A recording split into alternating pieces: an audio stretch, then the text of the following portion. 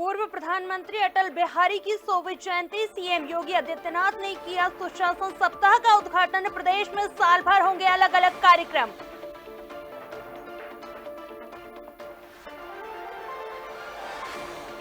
Deputy CM Brajesh Pathak का पलटवार, कांग्रेस के व्यवहार पर उठाए सवाल। बोले, कांग्रेस लोगों को गुमराह करने का काम कर रही।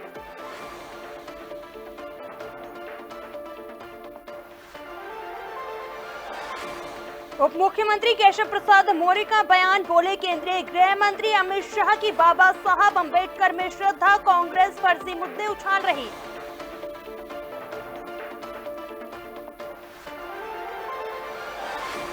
कांग्रेस प्रदेश अध्यक्ष अजय राय का बड़ा आरोप। बोले, कार्यकर्ता की पुलिस की पिटाई से हुई मौत, इस अमानवीय घटना पर सरकार मौन।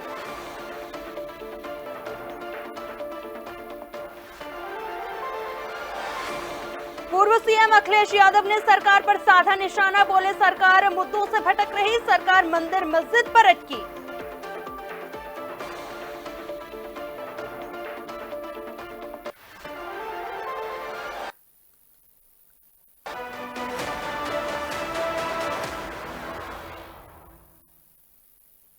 नमस्कार, बहुत स्वागत है आपका डीएनए न्यूज में और मैं हूं आपके साथ नवजीत कौर। चलिए अब रुक करेंगे उत्तर प्रदेश के बुलेटिन की ओर। पूर्व प्रधानमंत्री भारत रत्न अटल बिहारी वाजपेयी की 100वीं जयंती के अवसर पर सुशासन सप्ताह के उद्घाटन पर उत्तर प्रदेश के सीएम योगी आदित्यनाथ ने कहा, देश के पूर्व प्रधानमंत्री अटल बिहारी वाजपेयी जी का यह जन्म शताब्दी वर्ष और इस अवसर पर आज से प्रदेश भर में सुशासन सप्ताह शुभारंभ हो रहा है। इसकी पैतृक जन्मभूमि यूपी है और उन्होंने कर्म के लिए उत्तर प्रदेश को चुना है। उन्होंने देश के विदेश मंत्री और देश के पीएम के रूप में भी एक सक्षम नेतृत्व प्रदान किया है। वे एक कवि, एक पत्रकार, साहित्यकार, राजनेता भी थे। सबको एक साथ लेकर चलते थे। ये कार्यक्रम आज से लेकर 25 दिसंबर तक चलेगा और वर्ष भर ये कार्यक्रम अलग अलग चलेंगे।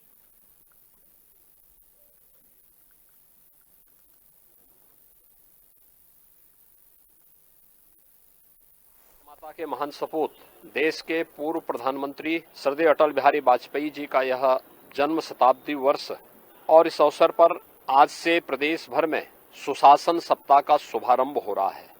हम सब जानते हैं श्रद्धेय अटल जी की पैतृक जन्मभूमि उत्तर प्रदेश है।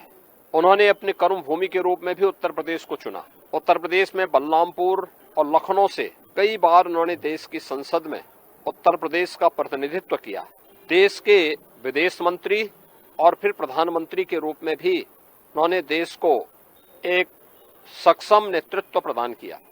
श्रद्धेय अटल जी एक कवि थे, एक पत्रकार भी थे, एक साहित्यकार भी थे, एक राजनेता भी थे और सबसे बड़ी बात यह थी कि समन्वय के साथ सबको लेकर के चलने की सामर्थ्य रखते थे। भारतीय राजनीति के वे अजात शत्रु कहे जाते थे। 6 दशक का उनका सार्वजनिक जीवन बिना किसी कलंक के पूरे भारतवासियों ने देखा और आज श्रद्धेय अटल जी की शताब्दी वर्ष के अवसर पर आदरणीय प्रधानमंत्री जी की प्रेरणा से पूरे देश के अंदर सुशासन सप्ताह का शुभारंभ हो रहा है, जिसमें उत्तर प्रदेश के अंदर मुझे अपने साथियों के साथ में उच्च शिक्षा मंत्री श्री योगेंद्र उपाध्याय जी, पर्यटन और संस्कृति मंत्री श्री जयवीर सिंह जी के साथ में इसका शुभारंभ करने का अवसर प्राप्त हो रहा है। यह कार्यक्रम सप्ताह भर तो चलेंगे ही, हर जनपद में भी कार्यक्रम प्रारंभ हुए हैं, जिसमें स्कूली बच्चों के लिए सुशासन पर निबंध लेखन का, उच्च शिक्षा स्तर पर सुशासन पर भाषण प्रतियोगिता का कार्यक्रम है। कहीं पेंटिंग की प्रतियोगिता का आयोजन किया गया है। कहीं पे ग्रामीण क्षेत्र में एक संगोष्ठी के आयोजन हो रहे हैं और इसके नाम पर ये कार्यक्रम आज से लेकर के 25 दिसंबर तो चलेंगे, वर्ष भर भी ये कार्यक्रम अलग अलग समय पे चलेंगे। यूपी कांग्रेस अध्यक्ष अजय राय द्वारा कांग्रेस कार्यकर्ताओं की मौत के लिए यूपी पुलिस को जिम्मेदार ठहराने पर उत्तर प्रदेश के डिप्टी सीएम ब्रजेश पाठक ने कहा, कांग्रेस के लोगों को अपने व्यवहार पर ध्यान देना चाहिए, उन्हें लोगों के सामने सच्चाई रखनी चाहिए। मैंने मृतक के एक रिश्तेदार से बात की है, जब मृतक को अस्पताल लाया गया तो वह मृत थे। कांग्रेस पार्टी को बताना चाहिए कि वे कैसे युवाओं को गुमराह कर ऑफिस ले जाते हैं और किस प्रकार से उनकी मौत हुई है। पोस्टमार्टम हो चुका है, पोस्टमार्टम आने के बाद सब जानकारी दी जाएगी।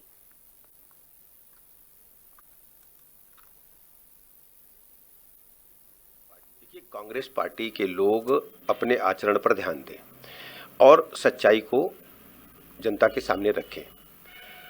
हमारी स्वयं मृतक के चाचा श्री मनीष पांडे जी से बात हुई, उनका फ़ोन आया कि हमारे भतीजे को कांग्रेस पार्टी के कार्यालय में फर्श पर गिरा हुआ पाया गया है। हमने अपने किसी रिश्तेदार को, जानने वाले को भेजा है और अस्पताल में आप फ़ोन करिए। जब अस्पताल में मृतक को लेकर के उनके चाचा पहुंचते हैं तो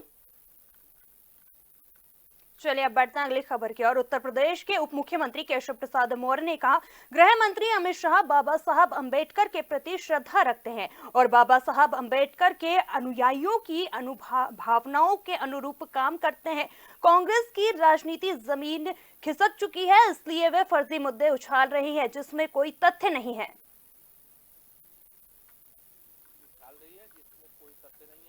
कांग्रेस पर देश का भरोसा नहीं है और भारत के गृह मंत्री माननीय श्री अमित शाह जी ऐसे नेतृत्व करता है कि जो बाबा साहब के पुजारी हैं, बाबा साहब के प्रति अगाध श्रद्धा रखते हैं और बाबा साहब के अनुयायियों की भावनाओं के अनुरूप काम करते हैं। और कांग्रेस जब उसकी राजनीतिक जमीन खिसक चुकी है तो फर्जी मुद्दे उछाल रही है जिसमें कोई तथ्य नहीं है और कांग्रेस पर देश का भरोसा नहीं है। बाबा साहब के अनुयायियों और समर्थकों का तो बिल्कुल प्रदेश कांग्रेस अध्यक्ष अजय राय ने आरोप लगाया है, एक बहुत ही दुखद घटना घटी है। हमने राज्य विधानसभा का घेराव करने का फैसला किया था, लेकिन जब हम कांग्रेस राज्य मुख्यालय से विधानसभा के लिए निकले तो हमें रोकने का बैरिकेडिंग कर प्रयास किया गया। प्रदर्शन के दौरान हमारे एक कार्यकर्ता प्रभात पांडे की पुलिस की पिटाई से मौत हो गई है। प्रभात पांडे ने हमारे दो कार्यकर्ताओं आशीष केसरी और जुनैद इकबाल कुरैशी ने बताया है कि पुलिस ने उसे पीटा। जब वह कार्यालय में आकर लेटा तो वह बेहोश हो गया। उसे अस्पताल ले जाया गया जहां उसे मृत घोषित कर दिया गया। ये एक अमानवीय घटना है। असम में भी ऐसी ही घटना घट चुकी है।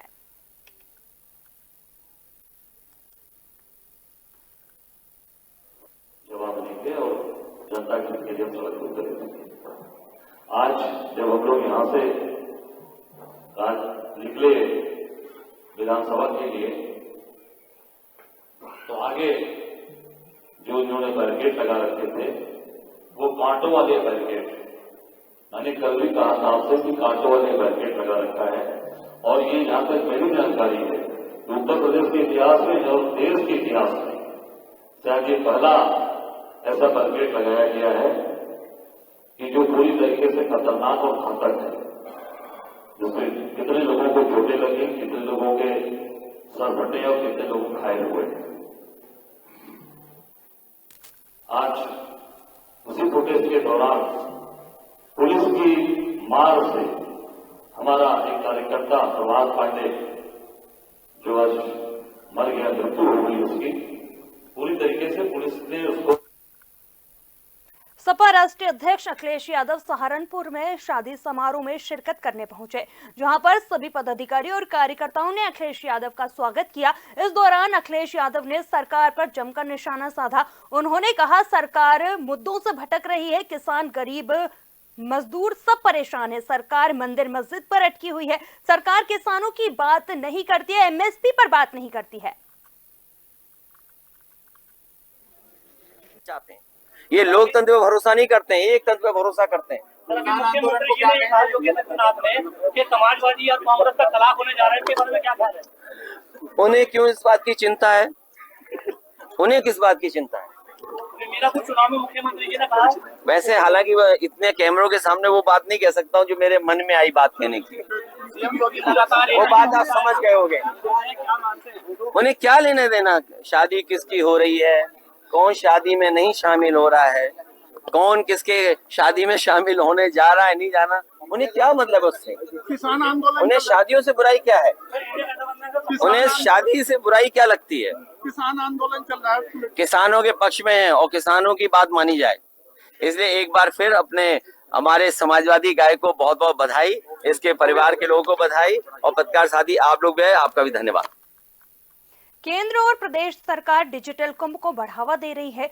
कुंभ में कई डिपार्टमेंट डिजिटल तकनीक का प्रयोग भी कर रहे हैं। इसी के तहत डिजिटल उपयोग कुंभ मेले में भी कई विभाग हैं। इसी कड़ी में इलेक्ट्रॉनिक डिपार्टमेंट भी मेले में आने वाले श्रद्धालुओं की सुविधा के लिए मेले में तकरीबन 40,000 लगाए गए खंभों की जियो टैगिंग करने के साथ उन पर QR कोड भी लगाने जा रहा है। इसके पीछे डिपार्टमेंट का मकसद है कि अगर किसी भी श्रद्धालु, साधु संत या कल्पवासी को बिजली से कोई समस्या होती है तो वो QR कोड स्कैन करके गूगल फॉर्म के जरिए डिजिटल अपनी शिकायत दर्ज करा सकते हैं।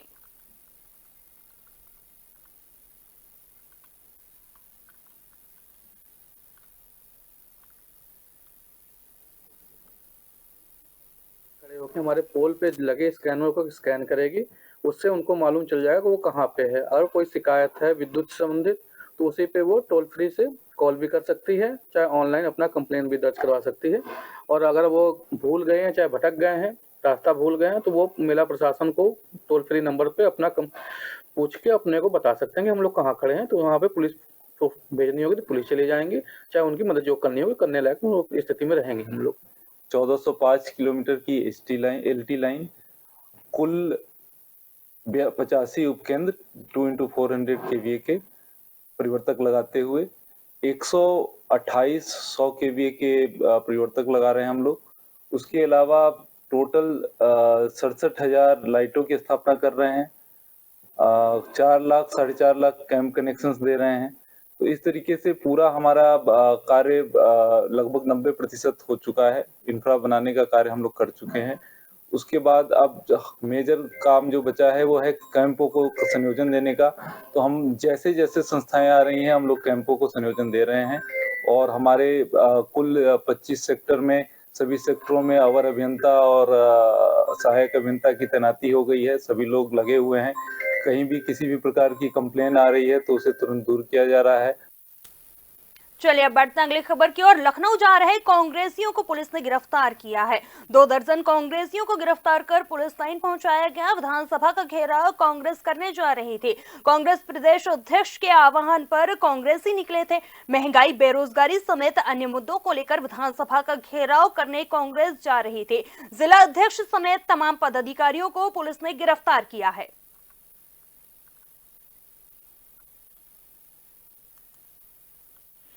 हम लोग माननीय प्रदेश अध्यक्ष जयराज जी के आह्वान पर उनके नेतृत्व में विधानसभा का घेराव करने जा रहे थे। सवेरे 5:30 बजे लगभग हम लोग निकले। तो हम लोगों को ये अपना तुर्की बाईपास चौराहे से मैडम CO मैडम अर्चना जी और इंस्पेक्टर प्रेम प्रकाश तिवारी जी ने गिरफ्तार करके पुलिस लाइन में आमद कराई।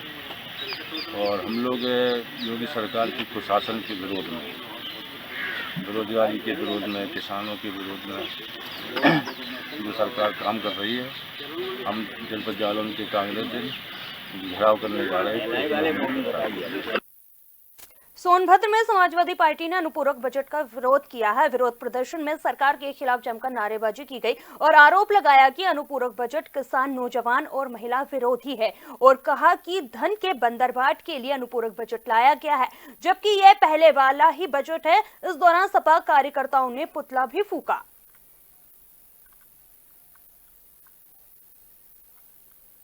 खबर उत्तर प्रदेश के उन्नाव से है, जहां पुलिस अधीक्षक ने थाना सोहरामऊ का वार्षिक निरीक्षण किया है। इस दौरान क्षेत्र अधिकारी हसनगंज संतोष कुमार सिंह उपस्थित रहे। वहीं SP ने मलखाना शस्त्रागार, थाना कार्यालय, थाना परिसर, महिला साइबर हेल्प डेस्क का निरीक्षण किया है। साथ ही शस्त्रों और थाने पर मौजूद अन्य लॉजिस्टिक की सूची अनुसार जांच की है, जिसके बाद एसपी ने अभिलेखों की प्रविष्टियों की चेक किया और आवश्यक दिशा निर्देश दिए। वहीं ग्राम चौकीदारों को सर्दी वस्त्र और कंबल भी वितरित किए। सहारनपुर में पोगोसो ऐप को लॉन्च किया गया है। एसपी देहात और बेहट चेयरमैन ने विधिवत तरीके से ऐप को लॉन्च किया है।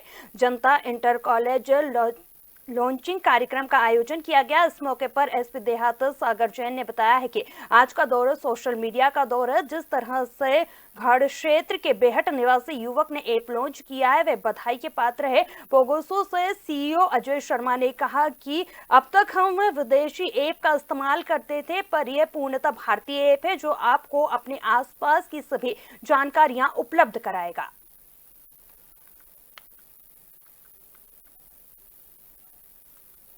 क्षेत्र के जनता इंटर कॉलेज में आना हुआ, जिसमें कि बेहट क्षेत्र के निवासी जो कि IIT Roorkee pass out 2012 batch mister Ajay Sharma ji, उन्होंने इंडिजिनस सोशल मीडिया ऐप बनाई है।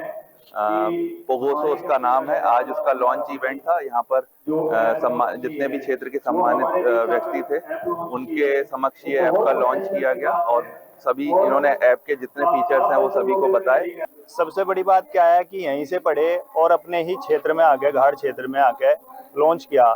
मैं सभी से आप लोगों के माध्यम से अपील करना चाहूँगा कि जो भी मेरे घाट क्षेत्र का किसी भी बड़ी उपलब्धि पे पहुँचे तो हमारे बड़े भाई शर्मा जी, क्या नाम है, अजय शर्मा जी से सीख ले कि अपने क्षेत्र में आए।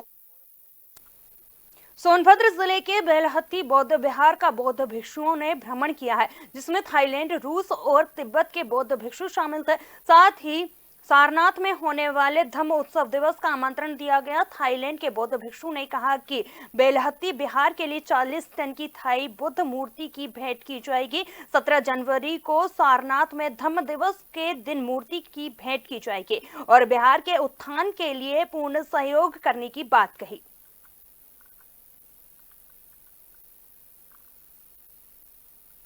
सहारनपुर के जिला अधिकारी मनीष बंसल ने निर्माणाधीन स्पोर्ट कॉलेज का औचक निरीक्षण किया है और इस दौरान उन्होंने कार्य में ढिलाई को लेकर नाराजगी जताई है और आगामी सत्र के पहले ही कार्य पूरा करने के निर्देश दिए हैं। दरअसल बेहट इलाके के गांव जोटावाला में स्पोर्ट्स कॉलेज का निरीक्षण हो रहा है। यह स्पोर्ट कॉलेज लखनऊ के बाद दूसरा राज्य स्तरीय स्पोर्ट कॉलेज होगा, जिसमें राष्ट्रीय और अंतर्राष्ट्रीय स्तर की सुविधाएं प्रदान की जाएंगी।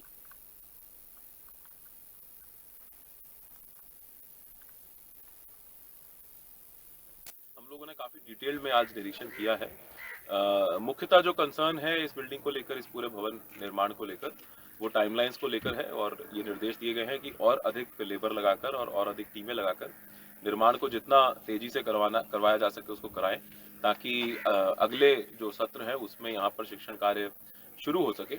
इसके साथ कुछ जगहों पर फिनिशिंग की काफी कमियां नजर में आई हैं। मैंने एक्सीएन को निर्देश दिए हैं कि उन सभी कमियों को त्वरित रूप से दूर करवाएं और यहाँ पर जो भी यहाँ का साइट इंचार्ज है उनकी जिम्मेदारी निर्धारित करें कि वो यहाँ पे सुनिश्चित करें कोई भी फिनिशिंग वर्क खराब ना हो। ये एक राज्य स्तरीय स्पोर्ट्स कॉलेज है, लखनऊ के बाद ये सहारनपुर में बनने जा रहा है और ये पूरा क्षेत्र जो है स्पोर्ट्स के लिए काफी जाना जाता है। यहाँ पे काफी प्रतिभा है बच्चों में और जो दूर दूर से बच्चे यहाँ पे आके पढ़ेंगे, यहाँ पे आके स्पोर्ट्स का प्रशिक्षण लेंगे, वो आने वाले समय में हमारे देश को रिप्रेजेंट भी करेंगे अंतर्राष्ट्रीय और राष्ट्रीय स्तरों पर। तो यहाँ पर वो सारी सुविधाएं जो राष्ट्रीय और अंतर्राष्ट्रीय स्तर की हैं वो दी जाएं, इसके लिए विशेष ध्यान रखने के लिए निर्देश दिए गए हैं। यहाँ पे जो फर्नीचर और जो स्पोर्ट्स इक्विपमेंट खरीदे जाने हैं उसके लिए अलग से एक टीम बनाई गई है, उसका आरएसओ आकलन कर रहे हैं और उस काम को भी तेजी से करवाने के। बढ़ता अगली खबर की ओर। खबर जौनपुर से है, जहां अधिवक्ताओं ने जिला अधिकारी कार्यालय का घेराव किया है। अधिवक्ताओं का आरोप है कि अध्यक्ष का कार्यकाल पूर्ण होने के बाद भी चुनाव नहीं कराया जा रहा, जिसके विरोध में अधिवक्ताओं ने घेराव के साथ जमकर नारेबाजी की है और मांग की है कि जल्द से जल्द चुनाव कराया जाए। वहीं पूर्व महामंत्री आनंद मिश्रा ने कहा कि चुनाव अधिकारी कलेक्ट्रेट बार एसोसिएशन लोकतंत्र की हत्या कर रहा है, चुनाव को जानबूझकर डिले किया जा रहा है।